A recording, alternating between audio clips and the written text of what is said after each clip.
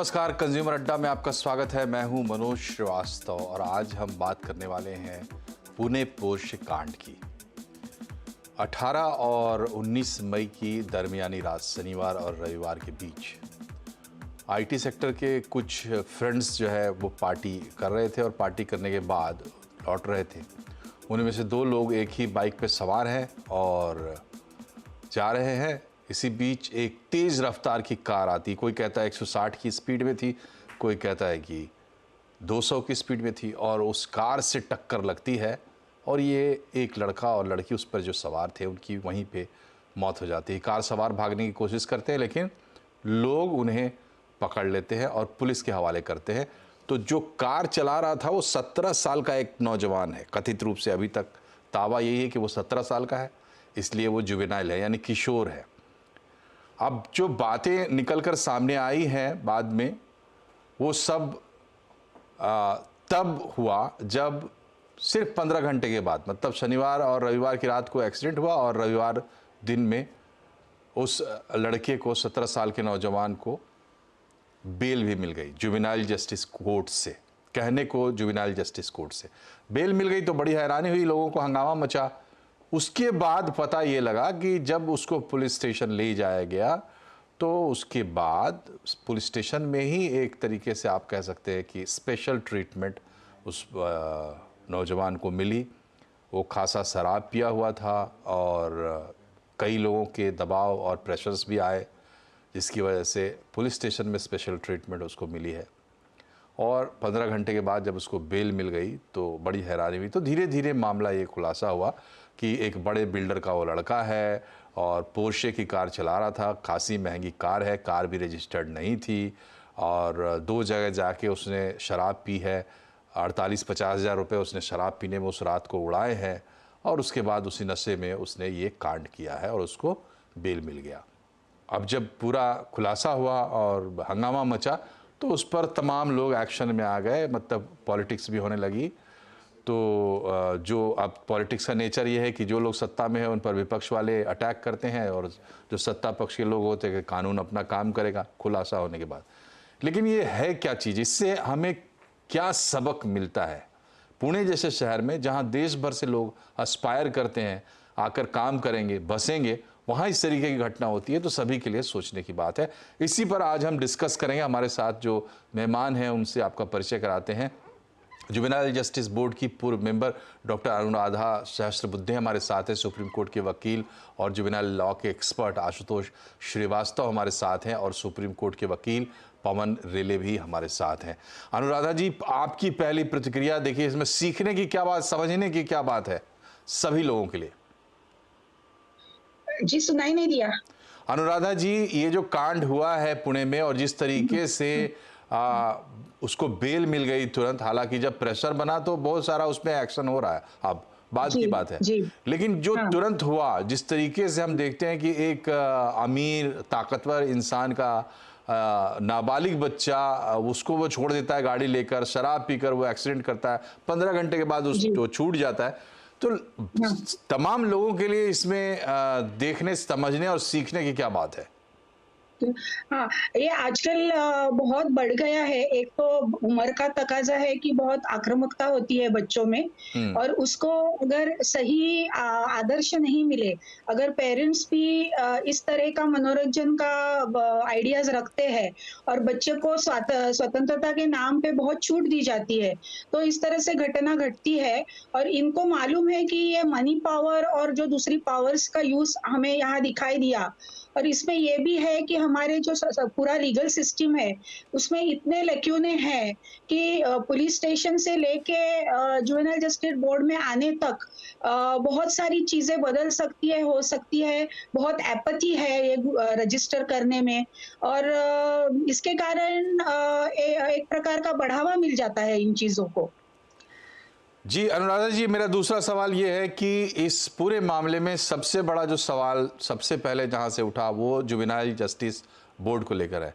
ये भी बताया जा रहा है कि पूरा बोर्ड था नहीं और एक मेंबर हाँ, जो है उन्होंने खुद ही अदालत लगा ली, इतवार के दिन अकेले सुनवाई कर ली और बच्चे के दादाजी से 7,500 का एक मुचलका लेके और ये वादा लेके कि ये जो है अपने आप में सुधार करेगा, उसको बेल दे दिया। तो क्या इतना लकुना, इतने छेद हैं जुवेनाइल लॉज में जिसका फायदा उठाया गया? हाँ, हाँ, ज़रूर, क्योंकि नियम के अनुसार एक्चुअली मैं जो सब संवाद सुन रही हूँ और पढ़ रही हूँ, मुझे लगता है कि जुवेनाइल जस्टिस जो एक्ट है, उसके बारे में बहुत सारी गलतफ़हमियाँ लोगों के मन में है, उनको समझा ही नहीं है ये। ये होता क्या है कि ये पूरा एक्ट का नाम है juvenile justice act for care and protection. तो इसको माना गया है कि बच्चे अपने आप गुनहगार नहीं बन जाते हैं, परिस्थितियाँ उनको गुनहगार बना देती है। अभी इस मामले में तो बेपरवाही थी अभिभावकों की, लेकिन जो कुछ होता है तो उसको पुनर्वसन का चांस ज़्यादा से ज़्यादा मिलना चाहिए, ऐसे वो एक्ट में लिखा हुआ है। इसलिए किसी भी प्रकार की सीवियर पनिशमेंट की सुविधा नहीं है। तो उसका मिस इंटरप्रिटेशन बहुत सारे जजों से होता है। ये मैंने 6 साल के अपने स्टिंट में देखा है। और जो कोर्ट का एक जज होता है, उनको एक्चुअली 2 जो मेंबर्स होते हैं, उनकी राय लेना ज़रूरी है। लेकिन अगर संडे को मामला आ जाए, तो वो निर्णय ले सकते हैं, लेकिन उसके बारे में मेरी ओपिनियन में इसकी ग्रेविटी देख के, गुनाह की ग्रेविटी देख के ये बोर्ड के सामने आना ज़रूरी था। और ये मिस इंटरप्रिटेशन इस प्रकार हो जाता है कि जो ऐसे बोला गया कि आप निबंध लिख के लाओ वगैरह, तो ऐसे बहुत सारे जजेस करते हैं कि मतलब इस तरह के मतलब कम्युनिटी सर्विस तो देनी चाहिए थी, वो भी कुछ बताया नहीं गया है और ये इतना कम जामीन का, बेल का हुआ है। और मैंने ये भी देखा है कि ये बड़े घरों के लड़के होते हैं, मैंने ऐसे केसेस बहुत हैंडल किए हैं कि जो एक्सीडेंट करके भाग जाते हैं या ऐसा कुछ होता है, लोग मर जाते हैं। जब बोर्ड के सामने लाए जाते हैं, अगर उनको कम्युनिटी सर्विस का हमने कुछ दिया, तो वो भाग जाते हैं, आते नहीं है और वो झूठा सर्टिफिकेट लेने के लिए वो ऑर्गेनाइजेशन पे भी बहुत सारा दबाव लाया जाता है। मैंने खुद ये एक्सपीरियंस किया है एज एन एनजीओ हेड। मेरे पास भी वो बच्चा कम्युनिटी सर्विस के लिए आया था। और दूसरी बात ये है कि हमारी सिस्टम ऐसी है कि अगर लड़का भाग गया तो खुद कंप्लेंट करके हाई कोर्ट तक ले जाके कुछ नहीं होता है। और ये जो रिच लोग होते हैं, जिनके जो अभिभावक होते हैं रिच, वो बच्चों को कंट्री के बाहर स्मगल आउट करते हैं। जी। तो ये सारी चीजें, ये मतलब रियलिटी ऑफ द सिचुएशन है। और कहीं उनका पासपोर्ट इंपाउंड नहीं होता है, कभी जमा करने को नहीं बोलते हैं, या ना तो इमिग्रेशन पे इंटीमेशन देने के बाद भी उनको रोका जाता है। तो इस मामले में मुझे डर लग रहा है कि ये बच्चा भाग जाएगा। जी, तो देखिए, ये जुवेनाइल जस्टिस बोर्ड में रही हुई हैं अनुराधा जी और अपने एक्सपीरियंस से ये बात कर रही है, और जो अभी हो रहा है वो तो पूरे देश के सामने। पवन जी, एक बड़ा सवाल सभी लोगों के मन में आ रहा है इस केस में, जब अब ये केस इस तरीके से उछल गया है तो इस पर सबका ध्यान भी है। ये बताइए कि क्या किस तरीके के मामले में और क्या संभावना बनती है इस केस में कि जो कल्प्रिट है उसको जुवेनाइल ना मानकर अडल्ट मानने की क्या संभावना आपको दिखती है? सर देखिए, इसमें जो बेसिक प्रोसीजर है पहले हम उसको समझ लेते हैं। तो जुवेनाइल जस्टिस एक्ट में, क्योंकि देखिए मैं पब्लिक के कॉन्शियंस के हिसाब से नहीं जाऊंगा, मैं इसमें मोरल चीजों में बिल्कुल नहीं जाऊंगा, मैं इसमें लॉ के एस्पेक्ट पे बात करता हूं। देखिए, आपने 2 चीजों की समझने की इसमें बहुत ज्यादा जरूरत है।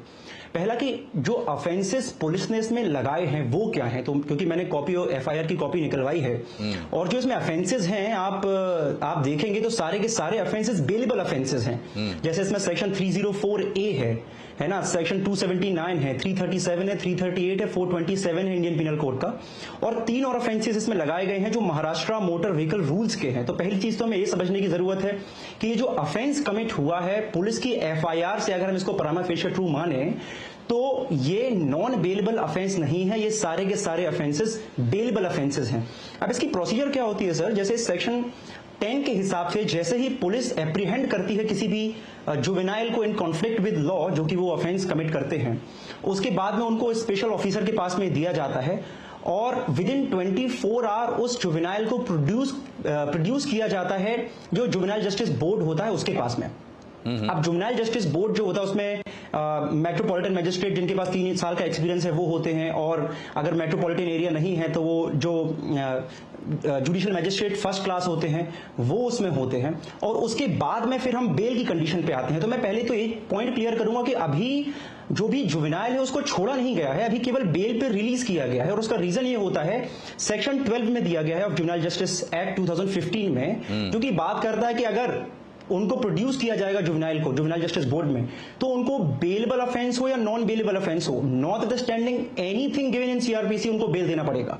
तो ये बेलेबल ऑफेंस हो या नॉन बेलेबल ऑफेंस हो, उनको बेल देना ही देना पड़ेगा। हालांकि इसमें कुछ 3 एक्सेप्शंस होते हैं, जैसे कि अगर बोर्ड को लगता है कि जो जुवेनाइल है वो किसी ऐसे व्यक्ति के एसोसिएशन में आ जाएगा जिससे उनकी लाइफ को डेंजर हो सकता है, या मोरल स्टैंडर्ड खराब हो सकते हैं, साइकोलॉजिकल डेंजर हो सकता है लाइफ को, या कोई भी ऐसे रीजन जो for the ends of justice अगर है वहां पर, तो वैसी सिचुएशन में बेल नहीं दी जाएगी। तो पहली चीज हमें यहां पर यह क्लियर करने की जरूरत है कि अभी ट्रायल स्टार्ट नहीं हुआ है, अभी एक्विटल नहीं हुआ है, अभी अक्यूज का डिस्चार्ज नहीं हुआ है। We are just in a very niche stage, very nascent stage, जिसको हम बोलते हैं कि बेल मिल गया।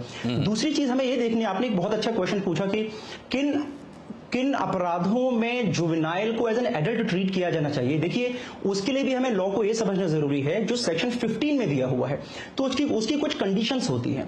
पहली कंडीशन उसमें सर होती है कि अक्यूज्ड की जो एज है वो 16 अबव होनी चाहिए, जो कि हमारे केस में पाया गया। दूसरा, ऑफेंस जो होता है वो हीनियस ऑफेंस होना चाहिए, और हीनियस ऑफेंस जो दिया हुआ है जुवेनाइल जस्टिस एक्ट में, वो दिया हुआ है section 2 subsection 33 of juvenile justice act में, जो बोलता है कि मिनिमम ऑफेंस जो पनिशमेंट होनी चाहिए ऑफेंस की वो 7 साल होनी चाहिए। अब जो भी ऑफेंस हमारी एफआईआर में जो अभी लगी हुई है, जो मेरे सामने है, मैक्सिमम पनिशमेंट इसमें 2 साल है, क्योंकि सेक्शन 304A की मिनिमम पनिशमेंट 2 ईयर है, तो ये हीनियस ऑफेंस की कैटेगरी में नहीं आता है।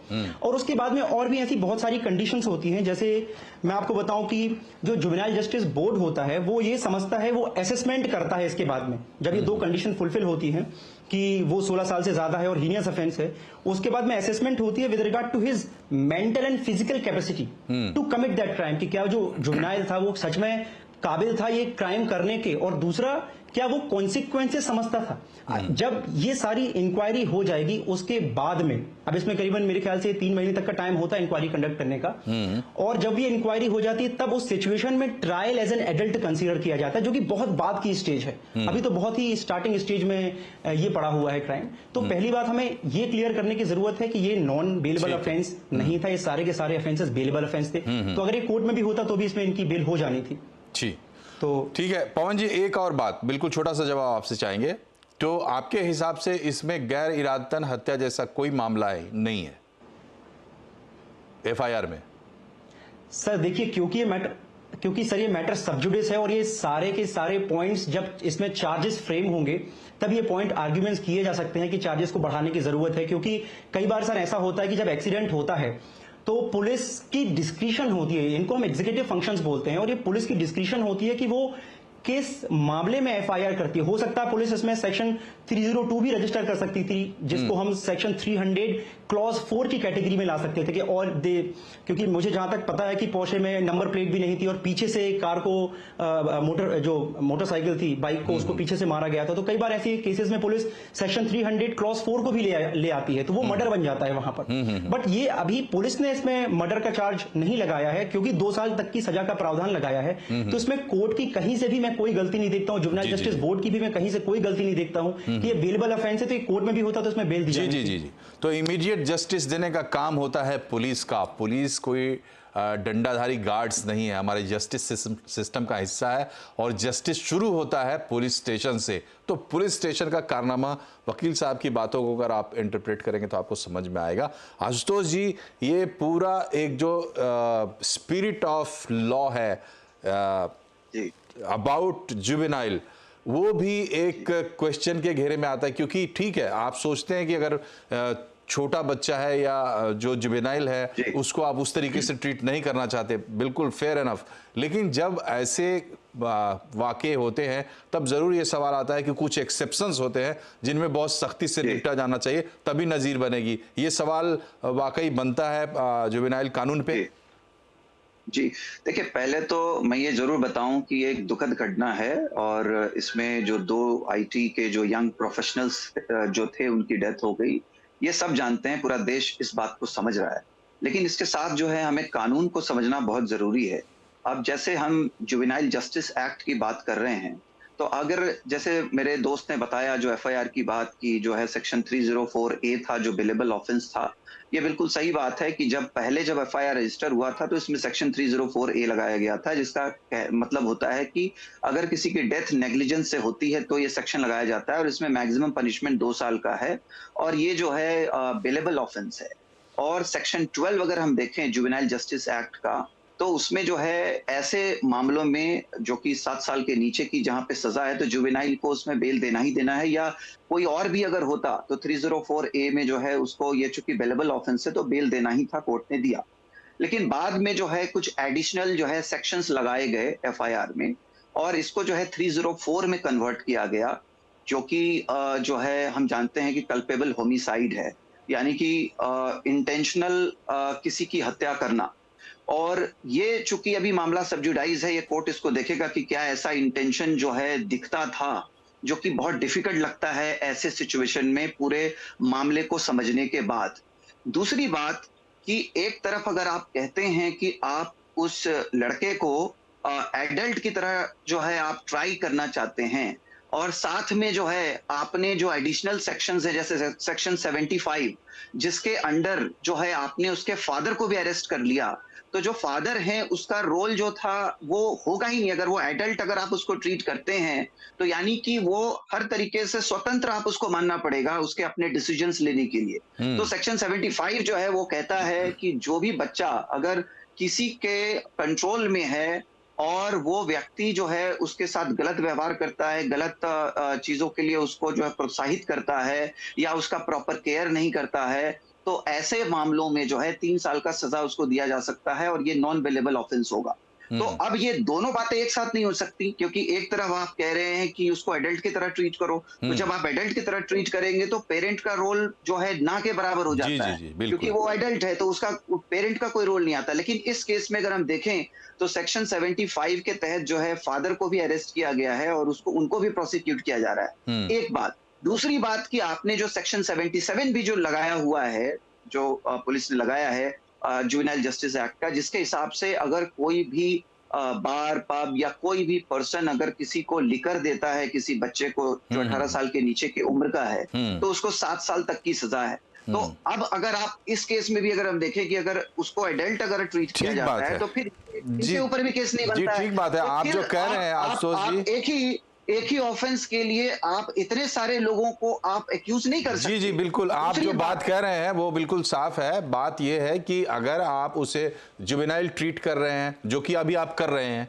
तो उस हिसाब से लॉ आगे बढ़ रहा है। लेकिन अगर आप उसको अडल्ट ट्रीट करना चाहेंगे तो जो कोर्स ऑफ एक्शन अभी आप देख रहे हैं होता हुआ वो हट जाएगा, क्योंकि या तो वो एडल्ट हो सकता है या नाबालिग हो सकता है। नाबालिग होगा तो इसलिए उसके पिताजी को भी अभी पकड़ा गया है और अभी वो पुलिस हिरासत में। बहरहाल यहाँ एक छोटे से ब्रेक के लिए रुक रहे हैं। ब्रेक के बाद हम आगे बताएंगे कि वकीलों की राय में उनके पिता के साथ अगर उनको एडल्ट नहीं ट्रीट किया जाता तो भी इसमें इंसाफ क्या होगा। छोटे से ब्रेक के बाद।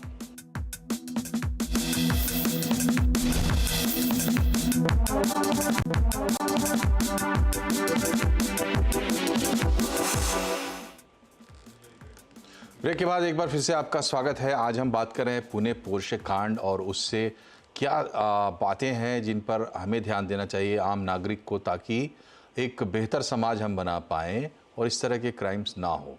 अनुराधा जी, जुवेनाइल जस्टिस बोर्ड्स में जो कमज़ोर तबके के बच्चे, गरीब बच्चे, ऐसा कहानियां बराबर सुनने में आती हैं कि वो लोग जो है सुधार गृहों में पड़े हुए लंबे लंबे समय तक। एक तरफ हम ये देखते हैं, दूसरी तरफ हम देखते हैं कि 15 घंटे में किसी को छोड़ देते हैं आप एक छोटी सी ये करके। तो एक बड़ा सवाल खड़ा होता है कि प्रैक्टिकली क्या होता है ऐसे संस्थाओं में, क्योंकि वहाँ एक जज होते हैं डिस्ट्रिक्ट लेवल के और 2 उसमें और सदस्य रखे जाते हैं। एक्चुअली क्या होता है कि जुवेनाइल जस्टिस एक्ट के अनुसार जब तक गार्डियन प्रेजेंट नहीं है तब तक केस खड़ा नहीं रहता है। तो ये जो गरीब तबके के बच्चे हैं ज्यादातर आते हैं, ज्यादातर मोटरसाइकिल चोरी या दूसरा कोई खून वगैरह के इसमें, तो वो सालों साल ऑब्जर्वेशन होम में पड़े रहते हैं जब तक उनकी केस नहीं आए। जब मैं बोर्ड में थी तो थोड़ा अभ्यास किया और हमें पता चला कि अगर गार्डियंस नहीं आते हैं तो प्रोबेशन ऑफिसर भी उनकी जगह ले सकते हैं और केस आगे चल सकती है। तो ऐसे हमने बहुत से बच्चों का पुनर्वसन किया था, क्योंकि ऐसे ऐसे अभिभावक ज्यादातर करके हमें बच्चे बोलते थे जो निरीक्षण गृह में थे कि हमें उन्होंने गिव अप किया है, वो आएंगे ही नहीं। तो अभी वहाँ का हालत ऐसा है कि हर शहर में कैसी स्थिति है वो अभी अभ्यास का विषय है। लेकिन जो अभी पूना में मैं बच्चों के साथ वहाँ अंदर जाके काम करती थी, तब ऐसे है था कि उनको पढ़ाई की कोई गुंजाइश नहीं है। सालों साल वो पढ़े रहते हैं और उनकी आक्रामकता और बढ़ती जाती है। जी, जी। और बच्चे खुद से बोलते हैं कि बाहर आने के बाद हमारे पास कोई हुनर नहीं है, हमारी कोई पढ़ाई नहीं है, तो हमें क्रिमिनल का जीना ही, जिंदगी ही जीनी है, क्योंकि हमें कोई नौकरी नहीं देने वाला। ठीक। तो प्रयोग ऐसे करने चाहिए थे और किए भी हमने कि जो सेल्फ एम्प्लॉयमेंट के लिए उनको कोई स्किल्स दे दे, तो ये बच्चे बाहर जाके अपनी कमाई कर सकते हैं। लेकिन ये सुविधा नहीं होती है, वो भी रेड टेप में अटक जाती है। ठीक लेकिन है। एक बात ये सिक्के का दूसरा पहलू है जो हम चाहते थे कि हमारे दर्शक जाने इसी बहाने, क्योंकि लोगों को पता नहीं होता है ना भीतर अंदर खाने क्या हो रहा है। बहरहाल पवन जी, आपसे मेरा सवाल ये है कि फिर इस केस पे आते हैं कि चलिए ठीक है, अगर आप उसको जुवेनाइल मानते हैं, उसको क्या सजा हो सकती है और उसके पिताजी को क्या सजा हो सकती है इस केस में? सर देखिए, अगर जुवेनाइल मानते हैं और जुवेनाइल जस्टिस बोर्ड 304A अगर उसमें लगा हुआ है, तो 304A में जो मैक्सिमम पनिशमेंट है वो 2 साल है। अब जैसे अगर 304 लग गया है और 304 में अगर प्रूव हो जाता है ऑफेंस, जो मुझे आई एम अफ्रेड कि 304 में ये ऑफेंस प्रूव हो पाएगा, क्योंकि prima facie I don't see this as a case of culpable homicide not amounting to murder. तो अगर इसमें फॉर एग्जाम्पल 304 में भी सजा हो जाती है तो उसमें 2 तरीके की सजा है। एक तो लाइफ इम्प्रिजनमेंट की भी उसमें सजा है, और अगर दूसरी सिचुएशन में फॉल होते हैं तो उसमें मैक्सिमम पनिशमेंट 10 इयर्स की भी है। लेकिन क्योंकि ऑफेंस 304A में इनिशियली था, और अगर मुझे ऐसा लगता है कि अगर ये जैसे जो हमारी अभी भारतीय न्याय संहिता आई है, अगर उसको, क्योंकि अभी वो इफेक्ट में जब आएगी, अगर ये ऑफेंस उसके बाद हुआ होता तो जो 304A है वो अगर आप देखेंगे तो 106 में आ गई है। अभी आपने देखा होगा कुछ दिनों पहले ट्रक ड्राइवर्स का बहुत ज्यादा प्रोटेस्ट हुआ था 106 को लेके, तो उसमें इसकी पनिशमेंट हालांकि एप्लीकेबल नहीं होगा, लेकिन उसकी पनिशमेंट बढ़ा के 5 साल कर दी गई है। और अगर कोई वहां पर रुकता नहीं है मजिस्ट्रेट को इन्फॉर्म किए बिना, पुलिस को इन्फॉर्म किए बिना, तो उसकी पनिशमेंट 10 साल कर दी गई है। हालांकि वो इसमें एप्लीकेबल नहीं होगा, क्योंकि क्रिमिनल लॉ जो भी अमेंड होता समय कम है। आशुतोष जी, जब हम उसको जुवेनाइल मान रहे हैं तो उसके गार्डियन को क्या सजा इसमें हो सकती है? पूरा मामला आपको मालूम है, गाड़ी कैसे दी, ड्राइविंग लाइसेंस नहीं था, शराब पीने के लिए पैसे दिए वगैरह वगैरह सब जोड़ के। देखिए, अभी इसमें क्या है कि जो फादर का जहां तक रोल होता है, तो सेक्शन 75 जो मेरा अपना ओपिनियन है कि ये लॉन्ग रन जब ये ट्रायल चलता है तो ये बहुत डिफिकल्ट होगा उसको प्रूव करना कि उन्होंने अपने बच्चे को अबंडन कर दिया, छोड़ दिया, या जो है नेग्लेक्ट किया, या पूरी तरीके से जो है इस तरीके के काम करने के लिए या कुछ भी ऐसा मोटिवेट किया। तो ये डिफिकल्ट है, क्योंकि आप देखेंगे तो उसमें एक ड्राइवर भी था, लाइसेंस्ड ड्राइवर भी था कार के अंदर। अब वो किस तरफ बैठा था, कहाँ बैठा था, तो इसका मतलब है कि पेरेंट ने जेन्युइनली ड्राइवर को साथ में भेजा था, तो यानी कि उसने एक प्रॉपर केयर रखा था, ये कंसिडर करते हुए कि बच्चा माइनर है, ठीक है। अब वो वहां जाता है, ये बार वाली जो बात आती है उसमें भी देखना पड़ेगा कि ब्लड सैंपल का रिपोर्ट क्या आता है, क्या उसके ब्लड में अल्कोहल। ठीक है। समय चूंकि समाप्त हो रहा है, इसलिए आशुतोष जी आपको रोक रहा हूं, लेकिन मामला स्पष्ट है। देखिए क्या हो रहा है। फर्स्ट ऑफ ऑल, पुलिस ने लेट डाउन किया, पूरे समाज को, सरकार को, सबको लेट डाउन किया इस पूरी घटना में, क्योंकि इमीडिएट जस्टिस देने का काम पुलिस का है। अब इसके बाद लॉ का अपना पूरा लंबा सिलसिला चलेगा, लेकिन पूरे समाज को ये चीज़ें अगर झकझोरती हैं, संवेदना को जगाती है, तो इसका मतलब ये है कि कहीं ना कहीं हम एक ठगा हुआ जैसा महसूस करते हैं, नाइंसाफ़ी महसूस करते हैं। सड़क पर चलते हुए हम सुरक्षित कैसे हो सकते हैं अगर हमारा जस्टिस डिलीवरी सिस्टम इस तरीके से काम करेगा। बहरहाल, आप तीनों मेहमानों का बहुत बहुत शुक्रिया हमसे जुड़ने के लिए। कार्यक्रम में फिलहाल इतना ही। नमस्कार।